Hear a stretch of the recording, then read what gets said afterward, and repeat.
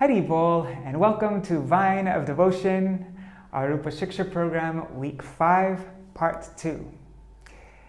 This video is a follow-up to the previous video I made on the verse brahmāṇḍa bhramite kona bhāgyavān jīva, guru-kṛṣṇa-prasāde pāya, bhakti-latā-bīja. So we discussed everything except for the last verse, the word pāya, that the jīva receives the seed of the creeper of bhakti, and also we haven't discussed the seed of the creeper of bhakti very much. So yeah, I also wanted to share my thoughts on the raging debate that's been going on about whether bhakti is inherent in the jiva or if it is inherited. I wish I had time to properly prepare something for this, but I don't. I need to post this video soon, because today is going to be a busy day, and if I don't post it now, I just won't ever get to it. So you're seeing directly what's floating in my head, completely unfiltered, unchecked, and unstructured. This video is just the result of some quick stream of consciousness writing I just did. Originally I was planning on spending around 2 minutes discussing this word pāya, and then I was going to move on to talk about shraddha. But then when I started typing, my fingers just didn't stop, and I just went with it. And so, yeah, this is the result of that. So, there have been large books written advocating that bhakti comes from an external source. It's not inherent. And my God, have there been many long debates. And they're continuing in full force today. And I have a feeling that this debate's going to continue throughout my lifetime. Last year, my friend Sundar Gopal, he embarked on a 6-year research project. And the topic of his dissertation is Srila Bhaktivinoda Thakur's presentation on bhakti being inherent in the jiva, and the sources that he pulled from to establish this point. I hope I got that right. He'll be getting his PhD at Oxford University on this topic. So, saying I am not equipped to get deep into this topic is an understatement. For whatever it's worth, these are my immediate thoughts on everything that I've observed going on, everything that I've read thus far, and I'm hoping that in the future maybe I can make another video revisiting this topic after I've actually studied it a bit more. So I was thinking about this yesterday. What is the foundational principle I've been taught from the beginning of my life? What's the main teaching I've received, that I've understood, main point? Having grown up in a family of devotees, having heard many classes by my Gurudev, what was taught to me when I was in Gurukul, all our Jaiva Dharma classes that we had, the essence of everything that I've been fed my whole life, what is that? It's that I, this tiny soul, currently situated in the heart of this body, is by nature Nitya Krishna Das. My very Sarup, my very being at the innermost core from beginningless time, eternally, is that I am a servant of Krishna. Srila Sanatana Goswami is our Sambandha Acharya. He's the ultimate authority under Sri Chaitanya Mahaprabhu on the topic of Sambandha, our eternal relationship with Krishna. Srila Rupa Goswami accepted Sanatana Goswami as his Shiksha Guru. Now we're going through Rupa Shiksha, and very soon after this comes Sanatan Shiksha, Sri Chaitanya Mahaprabhu's instructions to Sanatana Goswami. So what was our Sambandha Acharya's first question to Mahaprabhu in this Sanatan Shiksha? It was, Ke Ami? Who am I? We briefly touched on this in the week 3 part 2 video. Why are we in this universe since time immemorial, averse to Krishna? It's avidya, ignorance. Our soul has unlimited lifetimes worth of material coverings which are blocking us from understanding who we truly are, The understanding is so far away from us. If we remove these coverings, covering by covering, and we finally come to the last layer, the very first, most subtle covering of our soul, what do we find? What is the very first thing blocking me from knowing my true nature, my true identity? It is ahankar, a false sense of who I am. My false ego, not my true, eternal, transcendental ego, my pure ahankar. So that's why among the 4 types of anarthas, Swarup Brahm, being an illusion about our Swarup, our true nature, is the very first obstacle among the 4 types of obstacles in bhakti. That's the root cause of all our suffering and why we're here in this world. So what was Mahaprabhu's answer to this question of Sanatana Goswami, Kayami?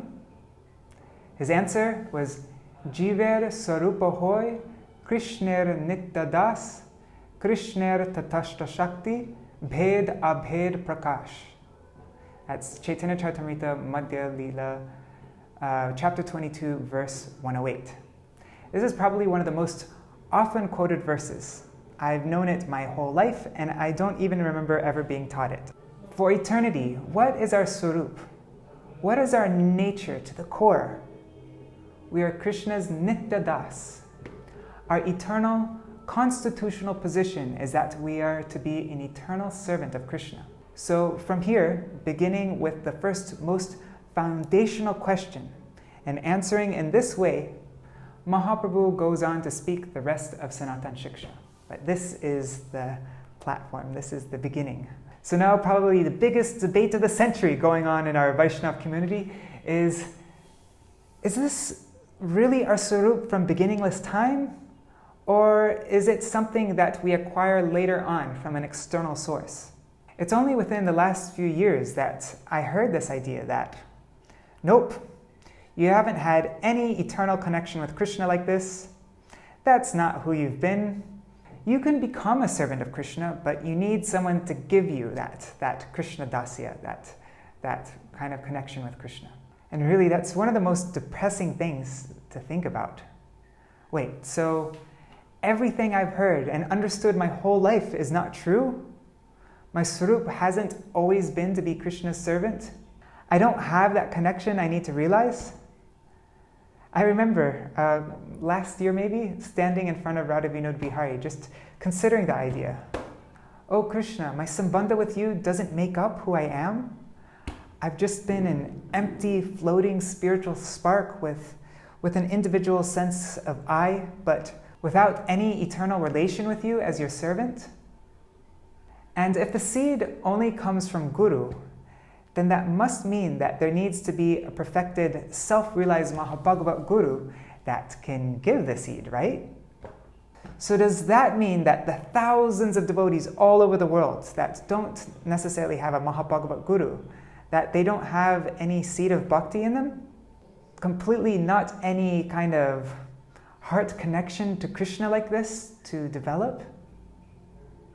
I've never discussed this with people advocating that bhakti is inherited, so I don't actually know what they would say. I'm just assuming that this is what they're saying.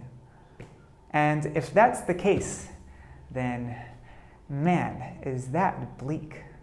But anyhow, in the current of conceptions, the dhara coming down from Srila Bhaktivinoda Thakur, flowing through Srila Bhaktisiddhanta Saraswati Goswami Prabhupada, and then the many branches and rivulets flowing down from him through our more recent acharyas, it has been made crystal clear. They leave no shred of doubt that our Swarup, our very nature, is that we are a servant of Krishna. The jiva is, not at some point in the future possibly will be, no, is. Bhakti is inherent. And not just to some jivas, all jivas. There are heaps and heaps of things our Guru Varga has said on this topic in no uncertain terms. Very soon I will upload a video where I read from my Gurudev's biography on my Param Gurudev when there was an Ishta Goshti on this topic, and the points made by Srila Bhakti Rakshak Shrira Goswami Maharaj and also by my Param Gurudev, Srila Bhakti Brigyan Keshav Goswami Maharaj. So let's go back to the verse we're learning and try to understand this word pāya. Brahmāṇḍa bhramite kona bhāgyavān jīva guru-kṛṣṇa-prasāde pāya bhakti-latā-bīja. So while wandering throughout this universe, some fortunate jiva, by the mercy of Guru and Krishna, attains, he receives the seed of vine of devotion. So sometimes this verse is used as evidence. See, the word pāya is there. The jiva gets, he receives the seed of bhakti. It wasn't there before, otherwise, what would there be to receive? In the previous video, we heard Srila Prabhupada's full Chaitanya Charitamrita purport to this verse, and at the end of it, he beautifully answers this question. So he says, everyone has dormant Krishna bhakti, love for Krishna, and in the association of good devotees, that love is revealed, as stated in the Chaitanya Charitamrita, Madhya, chapter 22, verse 107. Nitya siddha Krishna prem sadhya kabunai, Shravanadi Shuddha Chitte Karoye Uday. Dormant devotional service to Krishna is within everyone.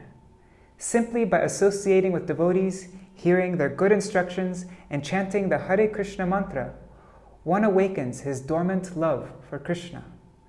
In this way, one acquires the seed of devotional service, guru-kṛṣṇa-prasāde pāya, bhakti-latā-bīja. So let's reread that. Simply by associating with devotees, hearing their good instructions, and chanting the Hare Krishna mantra, dormant love for Krishna is awakened. That's how he explains this word pāya. From what I've understood, it's not like we already have this bhakti developed within us and it's just in some stunted state or it's like covered over. No. My Param Gurudev would explain that it's just like a seed, which has a particular purpose inherent within it. The purpose of its entire existence is to grow into a particular type of tree. The tree isn't already contained within the seed, but its purpose to become a tree is there. And the seed, if it's just left in a seed packet, it's not going to grow on its own. The chance to awaken the purpose of our existence for the seed to start growing is so far away and inaccessible to us that it's almost as if it's not even there. Our true nature is completely lost to us. So we completely, 100% depend on the mercy of Guru and Krishna, by which we can get access to this seed, plant it, and then begin the growth process with the water and everything else they supply us with. We can't do it on our own.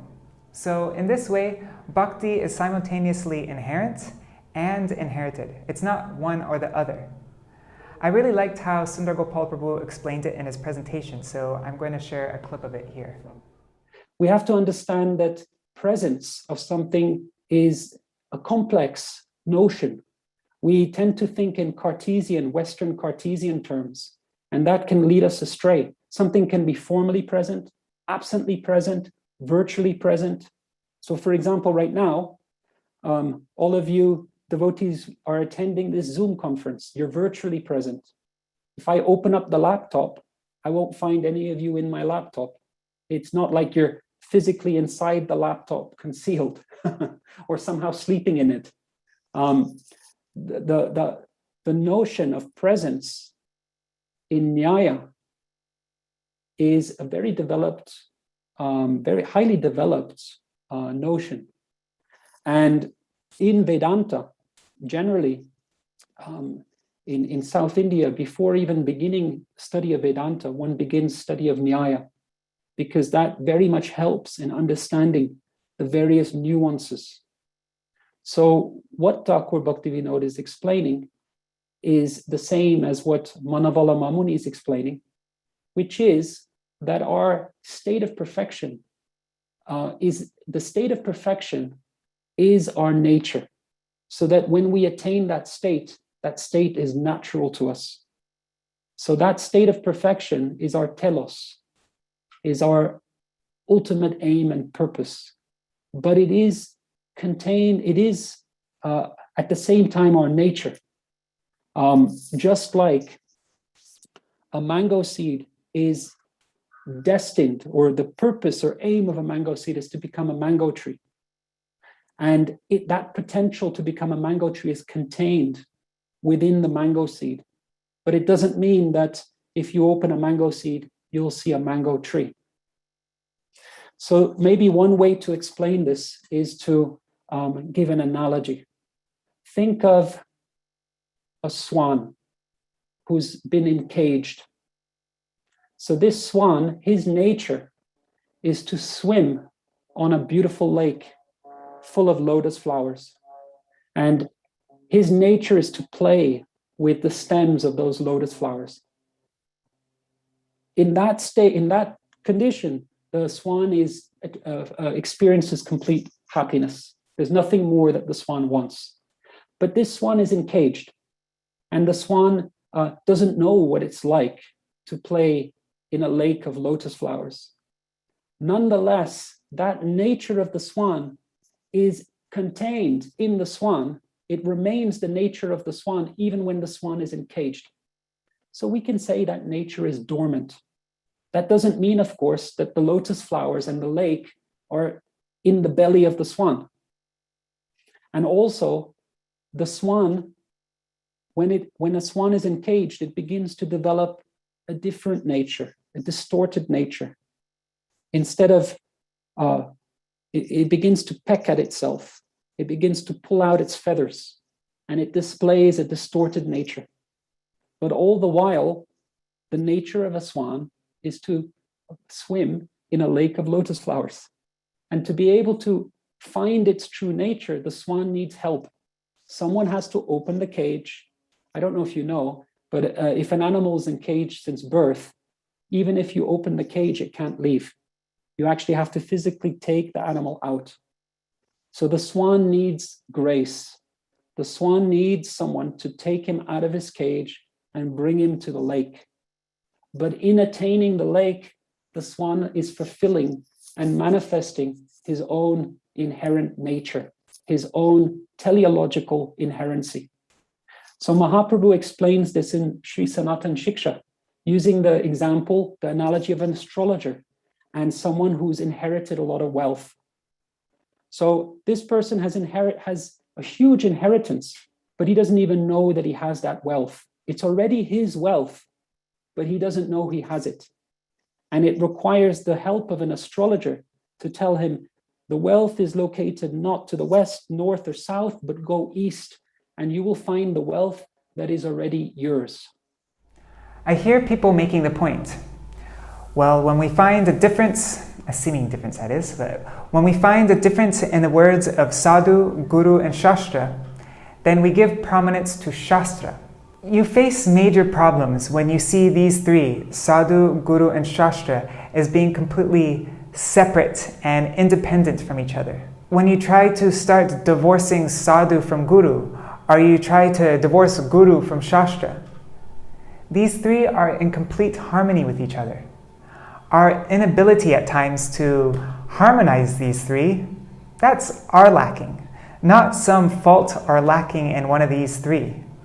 And what is Shastra? That depends on someone's faith. The 6 classical schools of thought in India all have different scriptures that they consider to be the basis of authoritative evidence. For the Christians, their evidence, their Praman Shastra is the Bible. What is considered Pramanic Shastras differs for people according to their faith. For us, Srimad Bhagavatam, that is the Pramanam Amalam. Srimad Bhagavatam is the topmost spotless evidence. But what was the need for so many acharyas like Sridhar Swami, Sanatan Goswami, Srila Jiva Goswami, Srila Vishwanath Chakravarti Thakur, Srila Baldev Vijayabhushan, Srinath Chakravarti, Srila Bhaktisiddhanta Saraswati Goswami Prabhupada, and our Srila Prabhupada? What was the need for them to write extensive commentaries on Srimad Bhagavatam? Is it possible to bypass all of them and understand Srimad Bhagavatam directly on your own? And are their commentaries also considered Shastra? Srila Rupa Goswami writes in Bhakti Rasamrita Sindhu on the 61st limb of Bhakti, Rasikaya Saha Shri Bhagavatartashvadaha. We relish the meanings of Srimad Bhagavatam in the company of Rasik devotees. We don't approach it independently. If you've come into a Rupanuga Gaudiya Sarasvat line, then would you not consider Srila Bhaktivinoda Thakur's Jaiva Dharma to be Shastra? And come to more recent times. Do you consider Srila Prabhupada's writing to be Shastra? It all depends on your Shraddha. What was the culture during the time of Srila Bhaktisiddhanta Saraswati Prabhupada for how to approach Srimad Bhagavatam? I'm going to share a quote by Srila Bhakti Rakshakshira Goswami Maharaj on this topic. Self-giving is a symptom of Shraddha, faith. Without self-giving, intellectualism will have no value. Reading scriptures will have no value, and also the physical association of the sadhu will have no value if there is no Shraddha. Many living entities, including bugs and mosquitoes, have physical association with the sadhus, but association through dedication is necessary. Shraddha is all important. To have Shraddha means to have the mood that if we dedicate everything to Krishna, we will get everything. We will achieve whatever is necessary, wholesale fulfillment. The path of that is dedication, Shraddha, and Seva, service. And therefore, our Guru Maharaj laid so much emphasis on service. We were not allowed so much to read even Srimad Bhagavatam or the books by the 6 Goswamis, but our time was to be utilized in service. The serving nature will connect you with the real thing. Neither scriptural knowledge nor the close association with a saint has any meaning if it is not done with dedication, self-surrender, self-giving. Physical association alone has no meaning. It must all be done through Shraddha and service. So much so that if a sadhu or guru asks, "Read this book," then it will be service. But if I read a book to enhance my knowledge, it may be gyan, but not service. We can only have real progress through sevan mukhe hi jīva ado. Otherwise, everything may be imitation.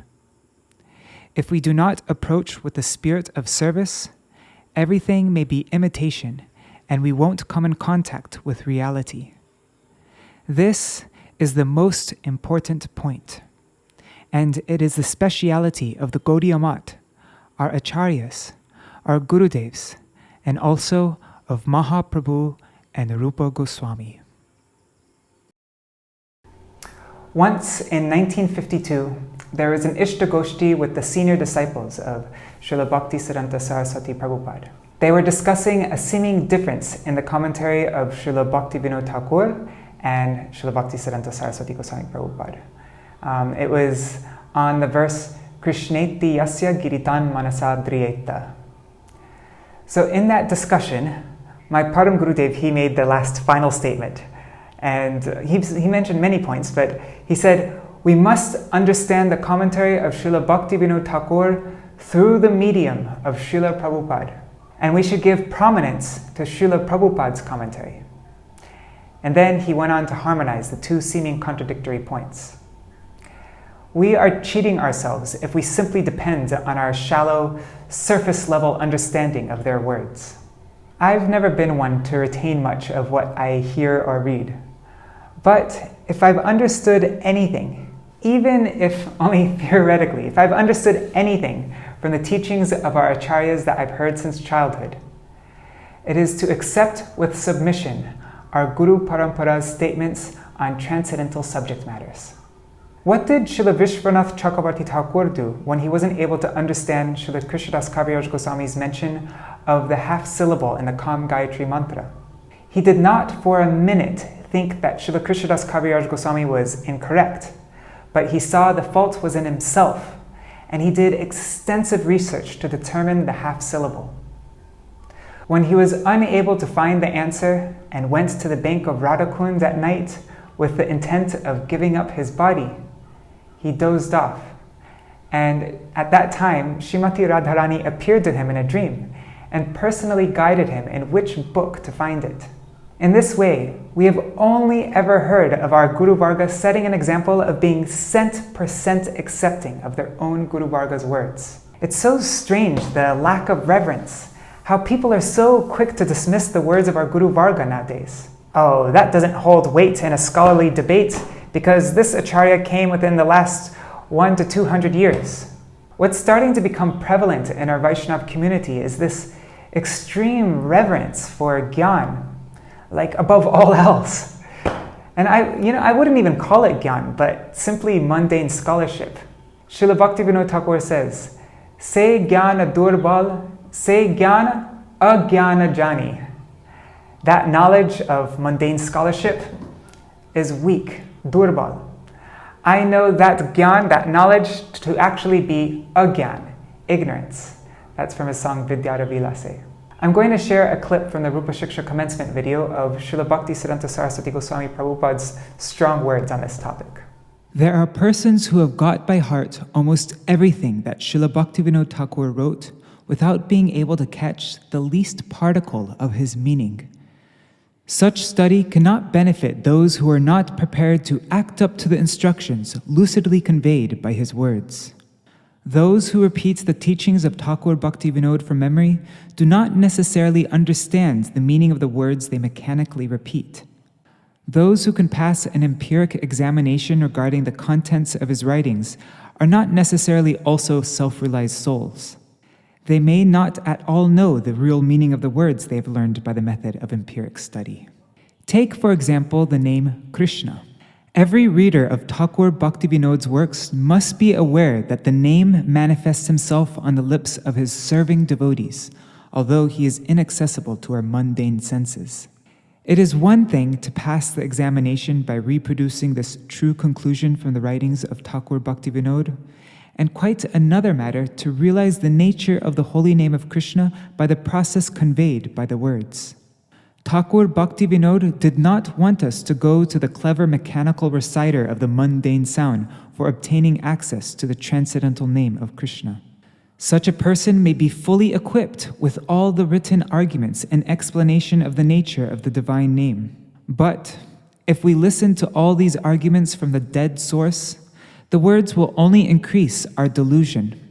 The very same words coming from the lips of the devotee will have the diametrically opposite effect. Our empiric judgment can never grasp the difference between the two performances. The devotee is always right. The non-devotee, in the shape of the empiric pedant, is always and necessarily wrong. In the one case, there is always present the substantive truth and nothing but the substantive truth. In the other case, there is present the apparent or misleading hypothesis and nothing but untruth. The wording may have the same external appearance in both cases. The non-devotee may recite verses from the scriptures identical to the ones recited by the devotee, and the devotee may even apparently misquote something, but the corresponding values of the two processes remain always categorically different. The devotee is right, even when he apparently misquotes. The non-devotee is wrong, even when he quotes correctly the very words, chapter, and verse of the scriptures. You want to know how not to gain knowledge of achintya, inconceivable subject matters? How to completely delude yourself? Try to realize these matters by debating it. Get in a long, endless debate. Have we ever seen an example like that in our Gaudiya Vaishnava history, where all the Vaishnavas got together to get in a big debate and argued out the conclusion of some transcendental topic? Yep, well, that seems the process for realizing the truth now. It's like this very heavy Western intellectual mindset has befallen us. We've only seen debate used in Vaishnavism very reluctantly, not with each other, not amongst Vaishnavas, but when someone outside our community starts to spread false conclusions that are opposed to bhakti or tries to attack our teachings. At that time, then those qualified and learned great Vaishnavas rise to defend and establish our pure Gaudiya Siddhanta. Relying solely on intellects to reach conclusions is the path of aroha, those on the ascending path.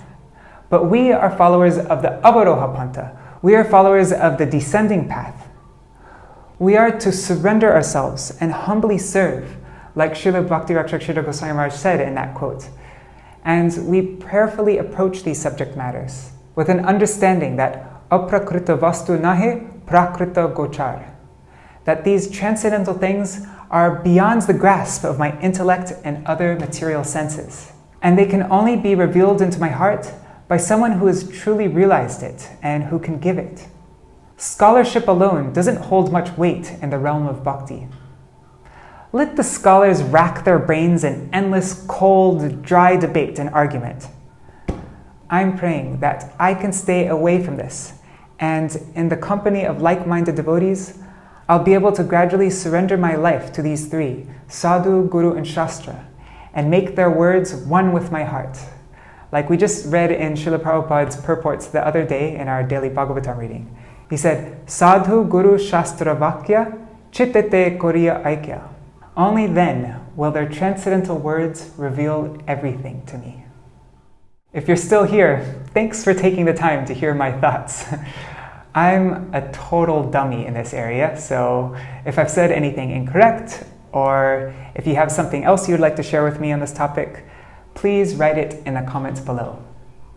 The next video will be on the topic of what the bhakti-latā-bīja is. Until I'm finally caught up to where we're supposed to be in this Rupa Shiksha program, I'm not going to announce when the next video is coming out.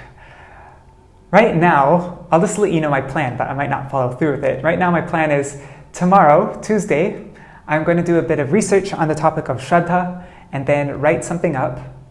Then the next day, on Wednesday, I'm going to record the video and edit it.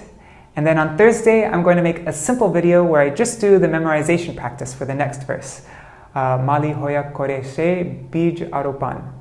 And then at least you have a few days to memorize the verse before the next Zoom recital program.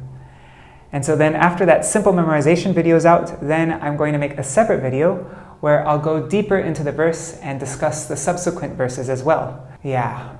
Anyways, everything takes me like 5 times longer than I expected to, with writing all these articles for vineofdevotion.com and recording these videos and editing them for the YouTube channel. So I'm not going to make any promises for a while. The best way to follow along with this Rupa Shiksha program and keep up to date with everything is to subscribe to the Vine of Devotion newsletter at vineofdevotion.com, and also to subscribe here on YouTube. So that's all for now. Jai Sachinandan Gaur Hari Ki Jai. Haribol.